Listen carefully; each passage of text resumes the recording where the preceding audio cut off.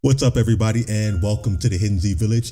I am B-Back to Zkage, and today I will be reviewing the latest episode of Dragon Ball Heroes, episode 8 to be exact. And if you remember last time we left off of Dragon Ball Heroes, we saw that Vegeta and Trunks end up coming in and saving Hit, Kale, and Khalifa, and also Kaba from these two baby-looking like people. And we're going to start from there from this episode. Now, if you see me looking down, I have notes. So if you see me look down like that, I'm looking at my notes. So let's keep going on this episode. The episode starts off with Vegeta and Trunks there in Super Saiyan form, and they're standing in front of these two baby lookalikes. It's a boy and a teenage girl. I forgot their names, but you know who I'm talking about. You'll see them up there. But they're standing in front of these two baby lookalikes, and Vegeta tells Trunks to stay ready. And after he tells Trunks to stay ready, then it goes over to the baby twins, and they look at Khalifa and Kale, and they're knocked out. And they say, hey, them bodies look good. Let's go take those bodies. And then they pull a baby type move, as you see in Dragon Ball GT when Baby took over Vegeta's body. They kind of did it in the same way, where you see the girl take over Kale's body, and you see the boy take over Khalifa's body. And once they take over their bodies, you see Kale, or Baby Kale, I'm gonna call him Baby Kale. You see her fly over to Kaba and do this type of smash or crash break. And what that is that they fly real close and they end up exploding right in her face. And then you see the boy, the baby boy fly over to Hit and pretty much does the same thing, incapacitates Hit and Kaba, right? And my issue with that is like, once Hit saw Kaba get hit with the same thing, why did he stand there and wait for him to get hit with the exact same attack? That didn't make any sense to me. I feel like they're really lowballing Hit in these Dragon Ball Hero episodes. And after they attack Hit and Kaba, they fly right over to Vegeta and Hit. The baby Kale flies over to Vegeta, and baby Khalifa flies over to Trunks. And Trunks is like, Dad, what do we do? And he ends up telling them nothing now, just beat them. So they end up handling baby Kale and baby Khalifa very easily. They end up hitting them with a stomach shot and a face shot, and they pretty much fall down. And while they're in their Super Saiyan forms, mind you, they're not in Super Saiyan Blue, or Trunks is not in his Super Saiyan Rage transformation. They're in their Super Saiyan forms and they're doing this. And while they're doing this, they fly back, and Vegeta basically says what a ghastly ability to have just to take over bodies, right? And while he's discussing that with them, and they start saying that they were created by the Suferian super science, basically the ultimate artificial life form. And after they say that, they pretty much give a backstory on who they are. Not a pretty long backstory, but a short backstory that the Suferians basically created them. And once they created them, they decided to destroy them. But they couldn't, because they endowed them with all the battle programming that they ever had. So they're pretty upset about that. And once they give their backstory, they immediately start fighting again. And before they start fighting, Trunks and Hit actually start fighting baby Kale and baby Khalifa. And while they're fighting, Trunks said, Dad, this is your time, this is our chance. And while Hit and Trunks are fighting the baby twins, Vegeta's powering up, and he's powering up the Final Flash. So he's getting that ready. And once he finally gets it ready, he points it at baby Kale and Khalifa, and they're being held by Hit and Trunks. And Vegeta fires it. And once he fires it, the two baby twins, they go out of Kale and Khalifa's body, basically hitting them with the Final Flash, hurting Khalifa and Kale, and once again putting them out of commission again. And once Kale and Khalifa fall to the ground, Kaba goes over to Kale and asks her, are they okay? And she said, yes, she's okay. And the baby twins are basically laughing this off at this point. And it's funny because right after that, you see this pressure kind of come down. It looks like, once again, like a gravity pressure comes down on the heroes of Vegeta, Trunks, and Hit. And they go to the ground, they can't get up. And it goes up to this guy, he's basically holding them down like it's an almighty push from Naruto. And Vegeta asks, who the hell are you? And he basically says, I'm the guy who's gonna kill the Omni King. And it seems like what's giving this guy power is the universal seed, or the universe seed. And he says it's bubbling with power. And he said he's gonna kill not only the Omni King, but he's gonna kill the Kaioshins and the God of Destructions as well.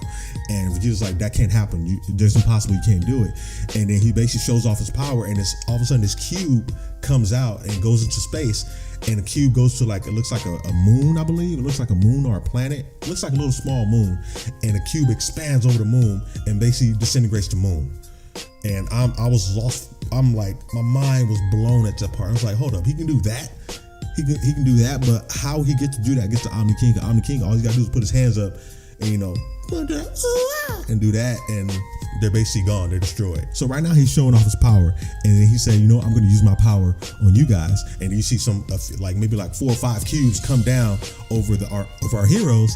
And right when he's about to destroy them, the baby twin goes up and is like, no, what are you doing? These are our playthings. You know, they're pretty strong. We want to play with them.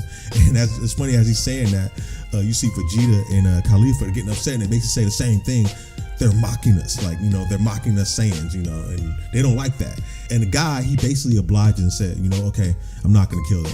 And he's like, come on, Zamasu. So you see Zamasu come up right behind him, and Zamasu looks like a beast, you know, with the eye patch and everything. He looks like a beast right now. He tells him, let's go. And Zamasu said, I'll go with you, but don't ever order me around. So ain't nobody ordering Zamasu around, let alone a mortal. Zamasu don't like mortals, so he's not going to let a mortal order him around, right?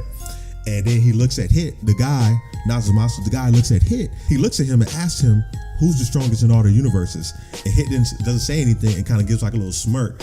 And you see the guy, he looks at Hit again and he says, oh, so you believe the strongest in all the universes is Jiren of Universe 11? And Hit looks at him like shocked, like, you can read my mind? And the guy just smiles. And the whole time this is going on, Vegeta just sitting there getting more pissed off. He's getting upset because he feels like everybody's brushing him off and mocking him, basically moving on to the next one and just forgetting about him. You know, he wants to be there with the strongest as well.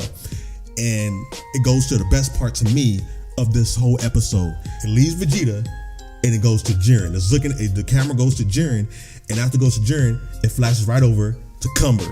And then the shot gets bigger, and then you see Toppo on the ground knocked out.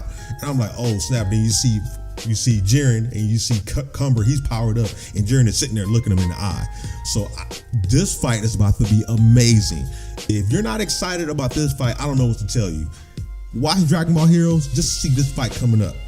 And right after that, it gets to something strange. Remember how we don't know where Goku's been at? We don't know if he's dead or not, or what happened to him. Well, we find out what happened to him because it goes to the next scene, and you see the Grand Priest, and he says, Goku, are you ready?